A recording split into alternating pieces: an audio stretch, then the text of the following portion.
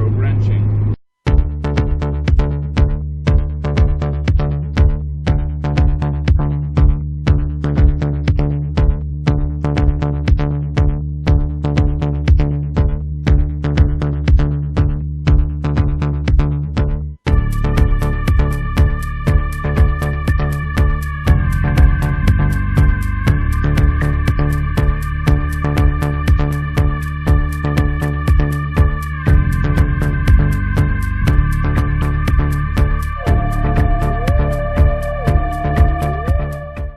Should you buy Snap-on tools? That is the question we're going to attempt to answer today.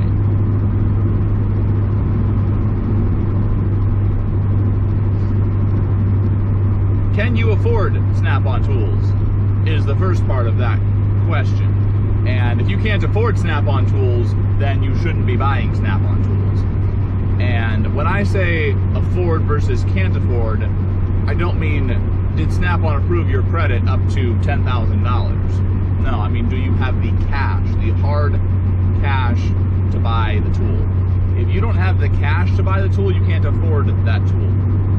Now, before everybody jumps down my throat and goes, well, Andrew, let me tell you about Snap-on's credit program. And a lot of tool trucks run 0% interest truck accounts, and that's great, that's wonderful. I've done that. I understand how all that works. I'm not naive to think that there's no, okay, really, guys? If you can see what I'm seeing here, I've got two cars that are going super slow, but I've got oncoming traffic, and so I gotta wait to pass them. I'm gonna have to hit my turbo button here in a second. For those of you in the V8 world, that's gonna be the AC button. Woo, here we go. Anyway, so there's slow car number one, and then, slow car number two. There he is. All right. So, now that we're back on track, can you afford Snap-on tools? That's the question you need to answer before you get into the should you buy Snap-on tools. And a question of affordability is not so much did Snap-on credit approve you up to whatever limit, it's do you have the cash to pay for them? And I understand that a lot of truck accounts will let you operate, a fairly small balance at 0% interest. I don't know off the top of my head what Snap-on Credit's current rate is, today. But the bottom line is the borrower is slave to the lender.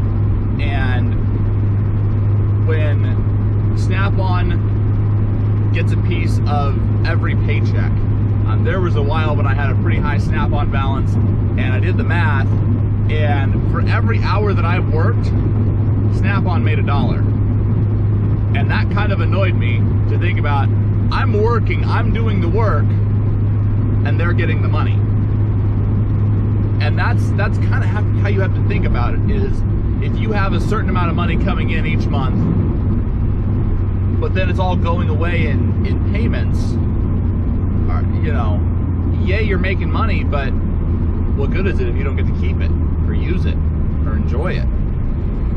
So don't fall into the trap of buying tools off the tool truck on payments because it's easy, because you think you can afford it, because Snap-on or Mac or Matco or Cornwell or whoever your tool truck is said that they're corporate. Oh yeah, run a credit application, no problem. You're approved up to $3,000 or $5,000 or $20,000, whatever the number is. The point is, when you owe money on tools, it makes surviving as an automotive tech that much harder. And even especially so for the maybe not younger but less experienced technicians. When you're first starting out, this is kind of a tough trade to get into. It's not right for everyone. It's just not. But when you're starting out and you're not making a lot of money and you're working long hours, you're getting dirty, it sucks, it really does. But if you saddle yourself with a bunch of tool debt, that just makes it that much harder to eventually get ahead of the curve and succeed. So I guess my biggest thing is I'm a huge advocate of not going into debt. You guys saw that in my last UTI video. I'll link that somewhere here. I think going into debt to get an education, an automotive education, is the most ridiculous thing that you could possibly do, especially if you have no experience, which is why you would get the education. You don't know if that's what you want to do. The same thing goes with technicians. At any point, you may decide, you know, this isn't for me. I don't really want to do this anymore. You know, it might be when, you know, the forecasted daytime high for Sunday is 118 degrees Fahrenheit, which it is this Sunday, so I'm happy I'm not working that day. But, you know, when it's 97 degrees in the shop and humid because you're running swamp coolers and it's hot and miserable, you know, you have to have that hard conversation of, is this really what I want to do? And for some people, the answer is absolutely. You know, for me, I like my job. You know what? Sometimes the conditions are unpleasant, but I really enjoy what I do. I enjoy the team that I work with. It's just a fantastic job. And it works really well for me and my personality and my skill set and all that stuff. But, you know, at any point you might say to yourself, this sucks. I don't want to do this anymore. Or you find some other opportunity, you know, that you want, that your skill set works with, and you want to transition out of the field. It is a million times easier to make that transition if you don't have thousands of dollars in tool debt hanging over your head. You know, I've got a former colleague from way back in the day, and he went to, I'm blanking on the trade school, but he went to a trade school, spent the money to get the education, and spent a ton of money on tools, and then when the dust settled, you know, a couple years later, well, like a lot, it was like 5 or 6 years after he left school, he decided he didn't want to be in that field anymore. And so now he's stuck with student debt from the school and tool debt because he bought a ton of tools because the school told him, you need these tools to be successful. Oh, and you can get, there's a, you know, Snap-on has a student discount. Now, Snap-on student discount, if you want to stay on your side of the road, geez Louise, dude. Sorry, I just, when I'm driving, I like to drive on, you know, my side of the road, so when a semi crosses the center line while I'm passing another semi, good times. Sorry, bit of a tangent. Here we go. When this individual decided they wanted to leave the profession, it was much more challenging for them to find a job that paid well enough at an entry level to pay for student loans and tools and all this stuff. So, you know, at a lot of these schools, the instructors will tell you, you need this list of tools from Snap-on in order to be successful. And it's really not true. I've worked with guys that have $50,000, $60,000, $70,000 worth of tools as technicians, not shop owners that had that much, just like, you know, master level technicians that have that much money in tools. And that's not really unheard of or uncommon necessarily. But I also worked with a guy once, and I believe he may have owned 2 Snap-on tools, and one was a flashlight and one was a ratchet. And that was it. Everything else he had was from Harbor Freight or Craftsman, and he was an old school guy.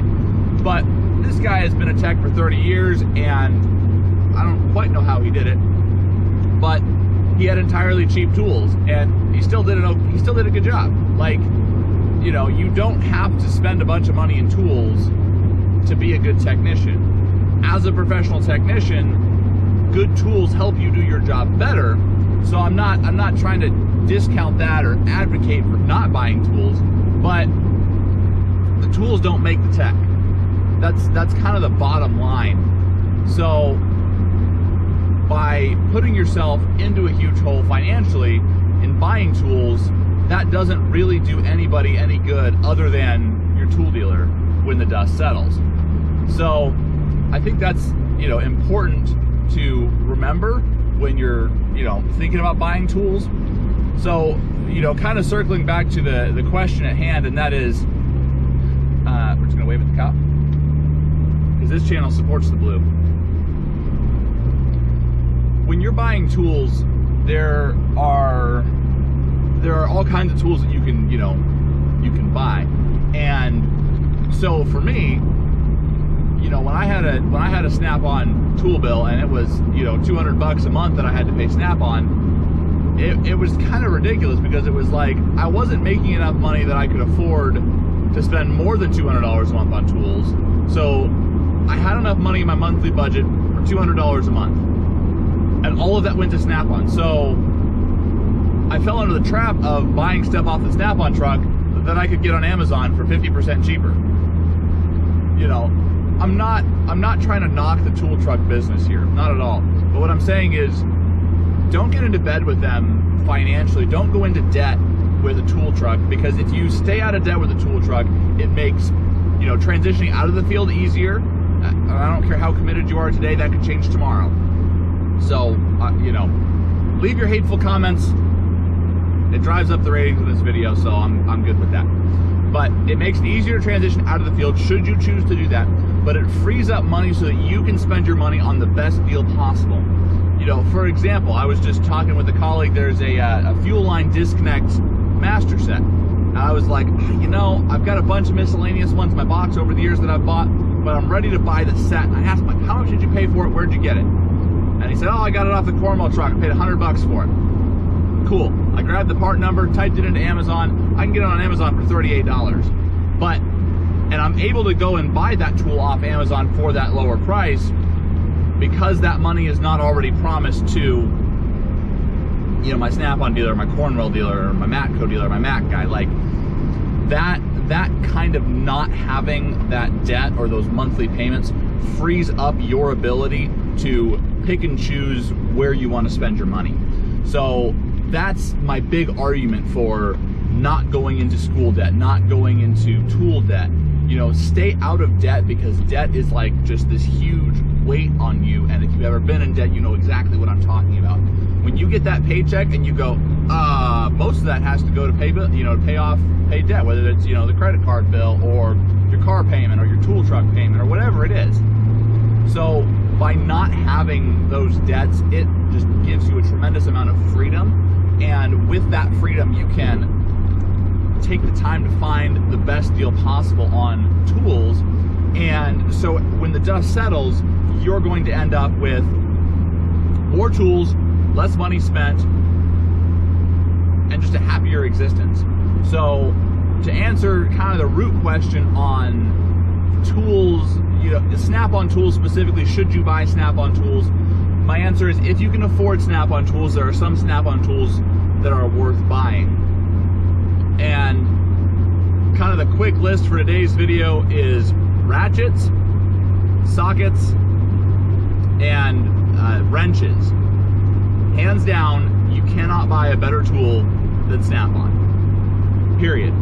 I don't really care if you're like, well, you know, Harbor Freight. No, they don't. I've seen those tools. I've seen how they hold up to professional use.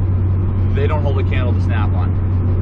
You know, I've been around. I've seen the use of every other major tool brand's, you know, ratchets, and nothing stands up to the abuse that Snap-on stands up to. Nothing operates as smoothly. You know, there's really no comparison in terms of the ratchets that Snap-on produces. Same thing with their wrenches, especially the Flank Drive X, the FDX wrenches. Fantastic wrenches. The tolerances are so ridiculously tight that they'll actually grip a fastener. With Snap-on's Flank Drive X, I forget what the number is, but it'll grip the open end of the wrench will grip something like a 60% rounded socket, which, so if you have a bolt that's rounded off, you can grab this wrench and it's still going to grip it even if the bolt's rounded, which is pretty cool, because how many times are you coming in behind somebody that's butchered it, even if it was you when you were younger or less experienced. So wrenches, ratchets, sockets, you can't beat Snap-on. You know, for something like cordless impact tools, that's another, you know, I don't want to say big ticket item, another expensive tool that Snap-on sells. And if you buy Milwaukee instead of Snap-on, you're going to spend less money, get a better warranty, and a better tool. So, yeah, cordless tools, I wouldn't buy Snap-on. No, thank you. I like quality and a reasonable price. So there are some things with Snap-on where you're going to pay for the logo. You know, their cordless tools are one of those things. To some extent, you might be paying for the logo a little bit on wrenches, ratchets, and sockets. But by golly, I got to tell you, having done this for, shoot, we're coming up on 6 years now professionally.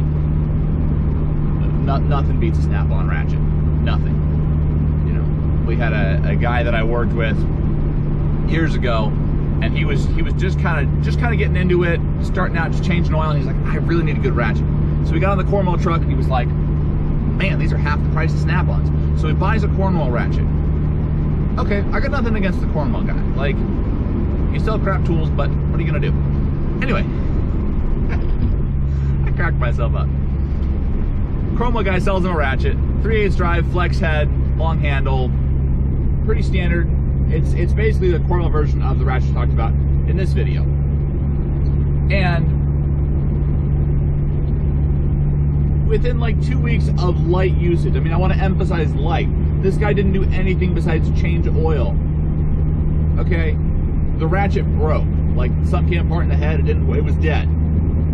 And then it took 6 weeks to get the parts for the warranty. So he spent the money on a ratchet, used it for a week, it broke, and then he had to wait 6 weeks to get it, you know, repaired or replaced. So if that doesn't tell you why you should buy Snap-on, I don't know what will, because I've used my Snap-on ratchet and have beat the crap out of it, and I would say that I have to have that head, you know, rebuilt, I don't know, every 1.5 years or so. And when I need it rebuilt, I go on the tool truck and I go, hey, this is skipping teeth or whatever, and I hand it to him. And depending on the dealer, I've had some dealers that go, okay, here's a whole new ratchet, and some dealers go, all right, I'll rebuild that for you. You know, and I'm back on my way in 2 minutes. So yeah, ratchets, wrenches, and sockets, Snap-on, hands down, best money can buy if you have the money to buy them. I'm not giving you permission, not that you really need. I'm a guy on the internet, who cares what I say? But my experience as a professional, my experience with personal finance is don't go into debt for the tools to do your job. Whether you're an automotive technician, whether you're, you know, whatever it is that you do, don't go into debt to get there. It is possible to cash flow school. It is possible to cash flow tool purchases. It's harder in the moment, yes, but the rewards in the long run are well worth the effort. So that's all I've got for you guys today. This video is frankly long enough, but drop a subscribe if you haven't, like this video if you did, and yeah, this is an ongoing conversation. It's not something that, you know, is going to be over. There will be more videos. Check out my UTI video. I kind of talk a little more specifically about, you know, UTI and trade schools for automotive techs. So definitely check that one out. I'm giving away $100 to a subscriber. So check out the video right there, and we'll see you guys on the next one.